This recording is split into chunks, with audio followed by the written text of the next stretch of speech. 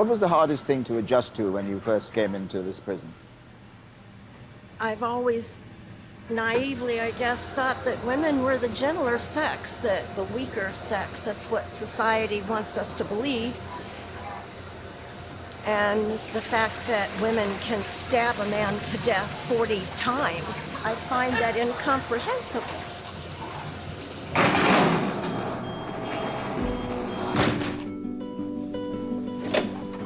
South of Chicago, in the state of Indiana, 2 prisons hold some of America's most dangerous female criminals. The Rockville Correctional Facility and Indiana Women's Prison house over 1,800 offenders. Many are serving long sentences for extremely violent crimes. Some will end their days here. How severely was the victim hurt? The bullet came into close contact with his eye and You shot him in the face? Yes. For 4 weeks, I was given access to a world and a culture, the like of which I've never known.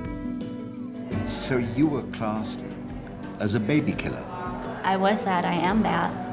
I'm a lot more than that as well, but that's who I am.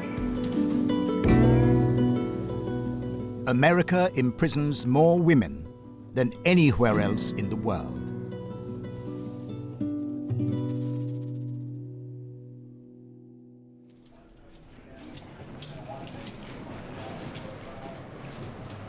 This is Indiana Women's Prison. My escort, Sergeant McPherson, is taking me to meet the most notorious inmate in the state, a convicted double murderer. Thank you. You're welcome. And Sergeant, we're heading now to the Administrative Segregation Unit. This unit is where our disciplinary offenders are. This is what you call like a punishment for them. We put them here to give them time to think about what they've done and to clear up their negative behavior.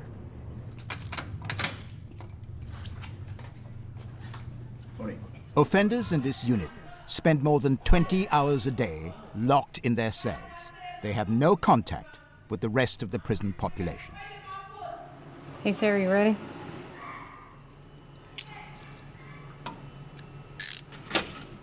Sarah Pender has been in this segregation unit for nearly 5 years.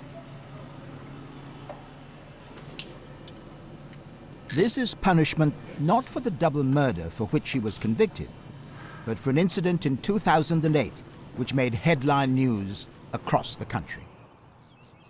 Why do you think they have given you this long sentence, as it were, in segregation unit? Because I embarrassed them. How did you embarrass them? Well, I escaped from what was supposed to be a maximum security prison. How did you do that? An officer aided me. In what way? This is a little embarrassing.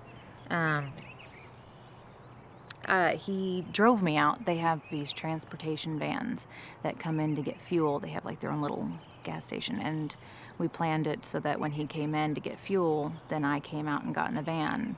How did you manage to persuade an officer? Well, I didn't actually... To take you out? I didn't actually ask him. Yeah, I know. It's, I was having... when I was planning my escape, I planned on doing it by myself.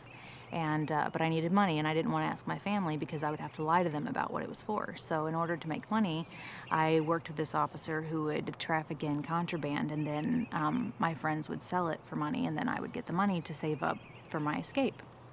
And so he was making a lot of money because I was paying him very well to do this. And he found out that I was planning an escape and saw an opportunity to make more money. And so he said, well, what if I could just roll you out of here? I said, that would be worth my while. And as a side note, I also had a sexual relationship with the officer, and that came out when I escaped, and that was very embarrassing to the department. I think I'm beginning to understand why the authorities have taken such a strong line on your case. Mm-hmm.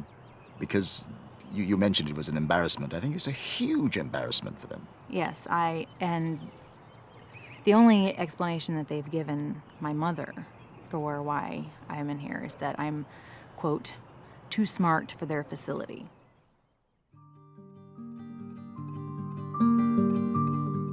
This is the Rockville Correctional Facility from which Sarah Pender escaped in 2008. She was on the run for more than 4 months and was labeled America's Most Wanted Woman. Leading the way back to Indiana, 2 state troopers and an unmarked police car, bringing convicted murderer and prison escapee Sarah Jo Pender back to an Indiana state prison. Pender has been on the run from police since escaping from the Rockville Correctional Facility last August. She'll have no contact with the outside. No phone calls, no visits, and will minimize her contact even with staff internally. The state has been true to its word. And this has been Sarah Pender's life ever since. Scott Spittler, the officer who helped her escape, was jailed for 7 years. Sergeant McPherson has known Sarah Pender from the day she arrived at Indiana Women's Prison. She must have struck up a very deep relationship, having targeted that male officer. He was having problems at home, and she preyed on that.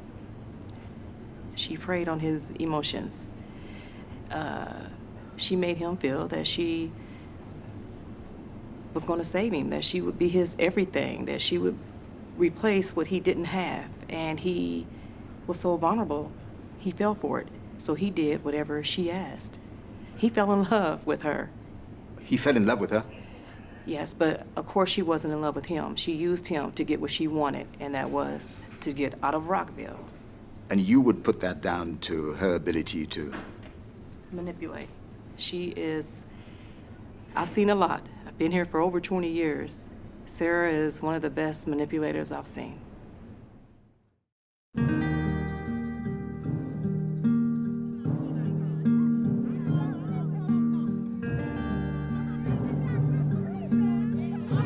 Out in the general population, prisoners must conform to strictly regimented days. 3 hours for recreation.